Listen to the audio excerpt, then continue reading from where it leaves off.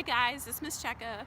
I am making one of my super duper nerdiest pilgrimages that I've ever made, and I've made a lot of nerdy pilgrimages.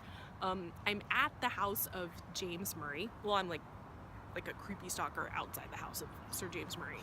But he was a very famous lexicographer. Lexicographer is a person who writes dictionaries, and he is behind the Oxford English Dictionary, which dictionaries, words, etc.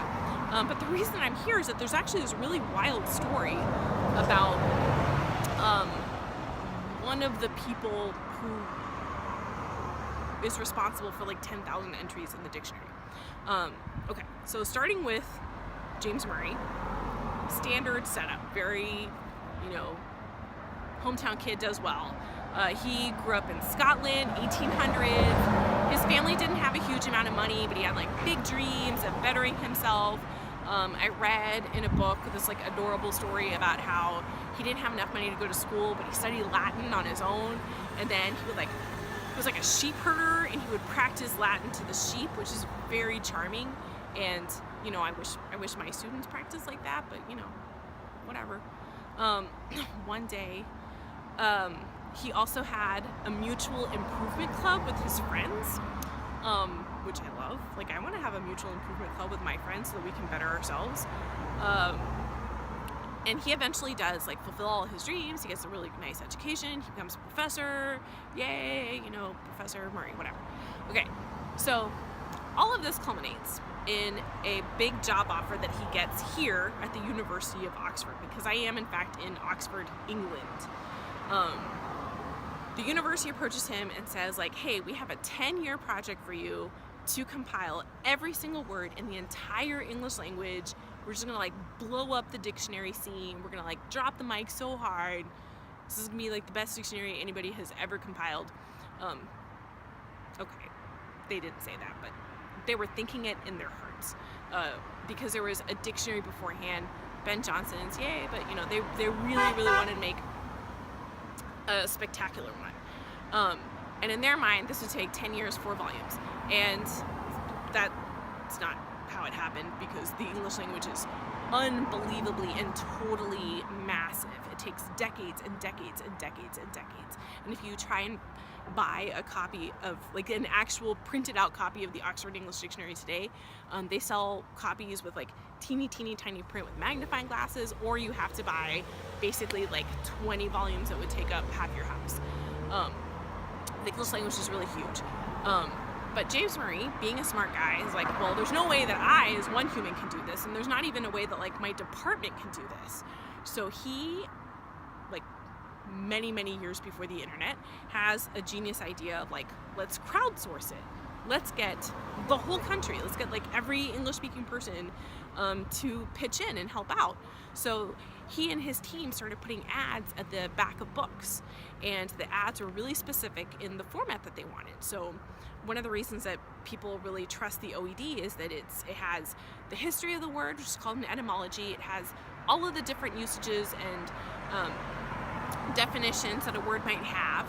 So if you think of a word like mug, you could have noun, mug of coffee, or verb, I'm gonna take your lunch money, mugging. And it also has usages in literature. They're really complete. So people started contributing. They started mailing in, and the flow of mail was so enormous that the post office kind of gave up and just gave him his own post box for his house, which is kind of amazing. And he got so much mail, and this project was so well known that people would just address the envelope Sir James Murray, Oxford, and it would arrive. And that would be the equivalent of writing a letter to me, and it would just say, Miss Checka, Texas, and the state of Texas would know to give it to my particular address. So this is massive project. And over the years, the team who was working on this with Dr. Murray notices that there's a couple of people who send multiple entries, right? So oh, we've got a super nerd in Kent, or we've got this lady in York, or whatever.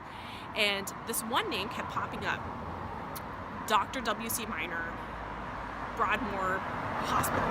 So oh, doctors are smart. I guess this guy must read a lot and have a lot of spare time, whatever.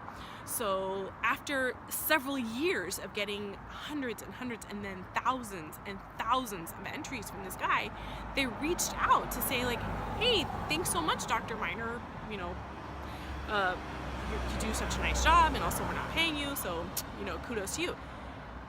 It turns out Dr. W.C. Miner is a doctor. He's a medical doctor, but he's not a doctor at that hospital. He's a patient at that hospital, and that hospital is a hospital for the criminally insane because Dr. W.C. Miner murdered somebody.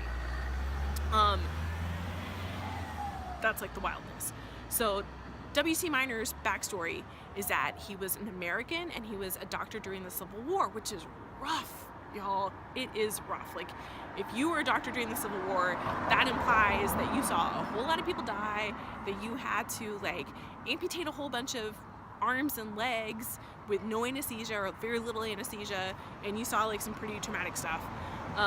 One of the traumatic things that he saw is that at some point there was a soldier who was Irish and he deserted, and so Dr. Miner, as the doctor, was ordered to brand the guy, like how you would do a cow, a D on his face, D for deserter.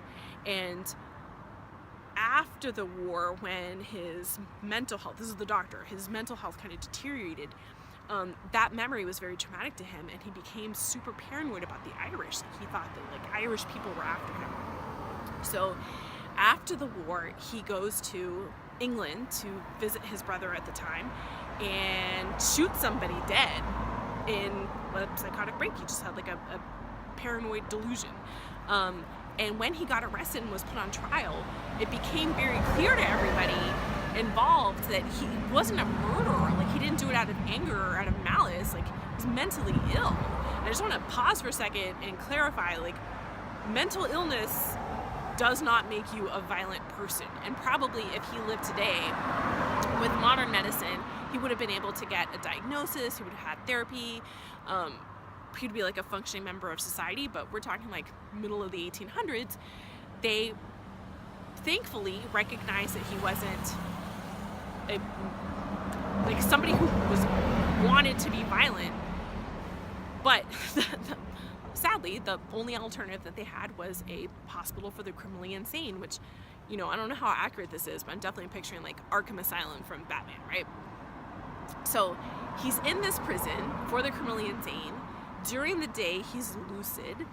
At night, he becomes convinced that people are like kidnapping him through the stone floors. But he got a salary every month from the American government because it was his pension from serving in the Civil War. So he had this money coming in. He had a whole lot of time because he's in prison for a long time. So he used one cell that he was imprisoned in. The other cell he used basically as an office. So this dictionary project, he would get the entry, write it in his office, mail it off, and like go to sleep in his prison cell, which is amazing. And it's sad that this happened to him. I think it's touching actually that the wife, like the widow of the man that he killed, would come visit him because even she recognized like it's kind of a rough deal. But he had this huge project, made this enormous contribution. He ended up submitting 10,000 words. 10,000 words. So my parting thought for you is that the next time you look something up in the dictionary, give a little thought to Sir James Maury, the huge scriptorium that he built in the backyard, basically, to like write the dictionary, and W.C. Miner. Tragic, but brilliant. All right, let's check it out.